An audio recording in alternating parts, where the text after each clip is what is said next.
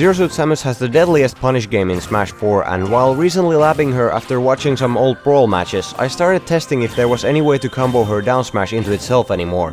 That property seemed to have been removed from Zero Suit's down smash in the transition from Brawl to Smash 4, and we all sort of accepted that it's no longer possible. However, it indeed still is, even if to a lesser extent. In the end though, it does make possible a 0 to death combo that tops all of Zero Suit's other punishes. There are a couple distinct variations of it, and you're looking at the first one right now. Let's just call it the flip kick version for the sake of reference.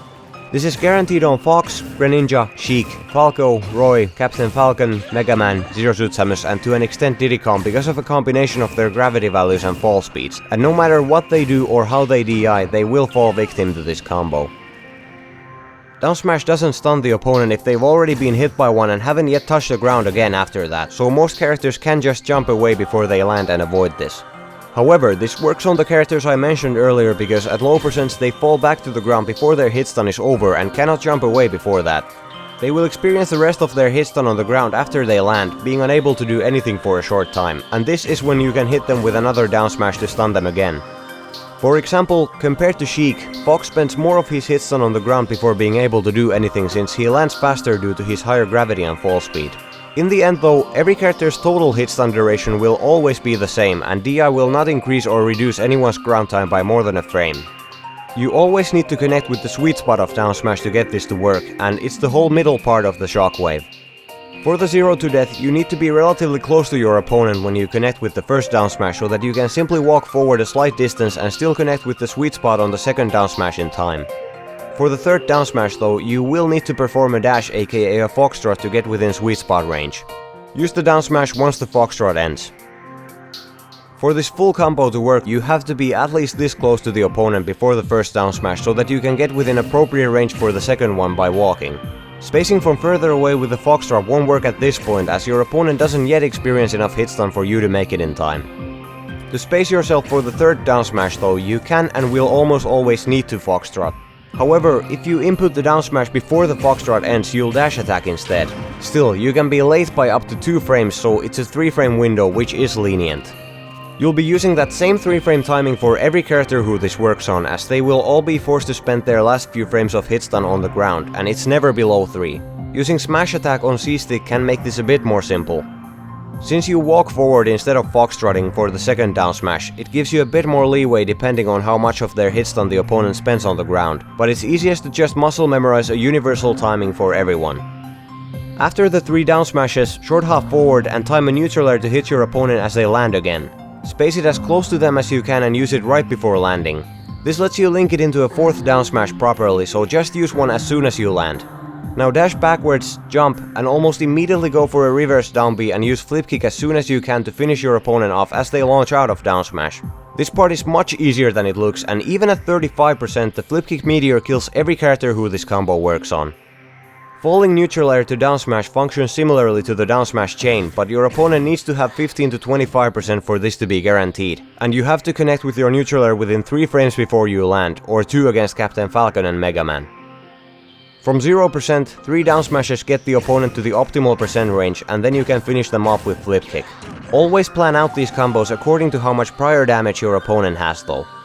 Also make sure to always space the flip kick properly, since if you connect with it too close to the opponent, you won't get the meteor hitbox. Now, 2 down smashes in the beginning of the combo will work as well if you're too close to the ledge to go for a third one. However, the neutral air timing before the final down smash becomes frame perfect in this case, and won't link at all on Captain Falcon or Mega Man.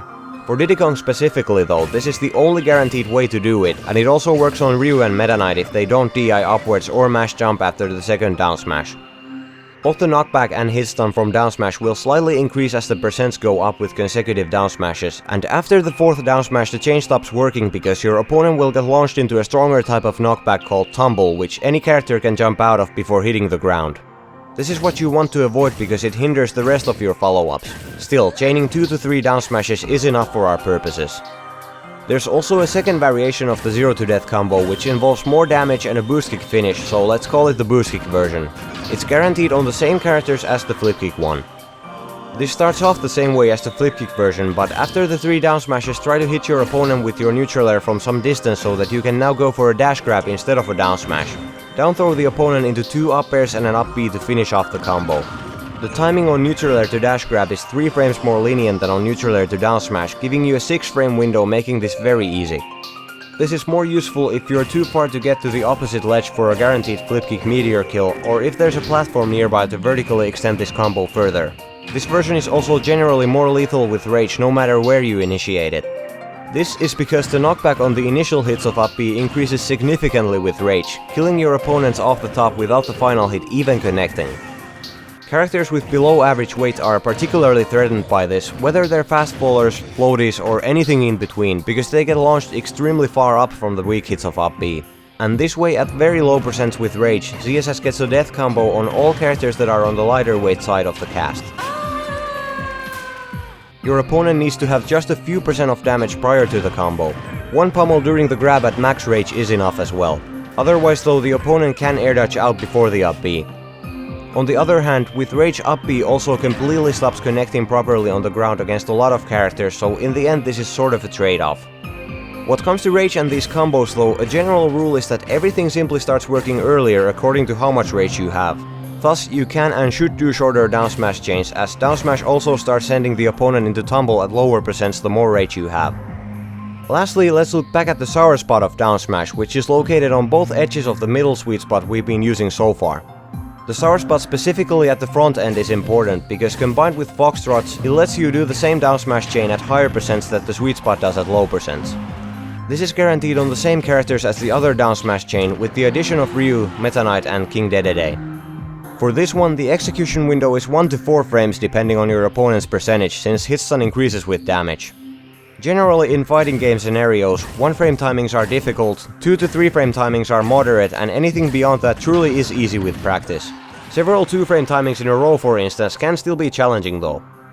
The down smash sour spot starts inflicting enough hit stun after 80%, so 85 to 95% is the optimal range to start this at. Although 80 to 85% is better for Diddy Kong, Ryu, Meta Knight and King Dedede, since this stops working on them a bit earlier.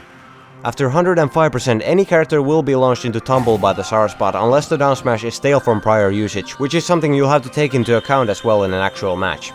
For example, if you start this from 90%, you can do it until 120%, although there's no practical reason to ever go quite that far. Rage also makes all of this work at lower percents, but just as effectively. Training mode completely lacks attack freshness and staling as well as rage, so these things won't work out quite the same way there. Everything in this video point to how things will work in an actual match where all of those factors are in play. You won't have enough space to initiate the down smash chains when facing close towards the ledge, but in those scenarios down smash to flip kick becomes a universal kill option from 30% onwards. Neutral air to flip kick also works on every character between 40% and 70%, and ZSS always has her bread and butter combos from grabs, down smashes, neutral airs and up airs at those percents anyway. The down smash chain is simply just another new option that you can now threaten your opponent with at percentages where ZSS previously had no kill setups.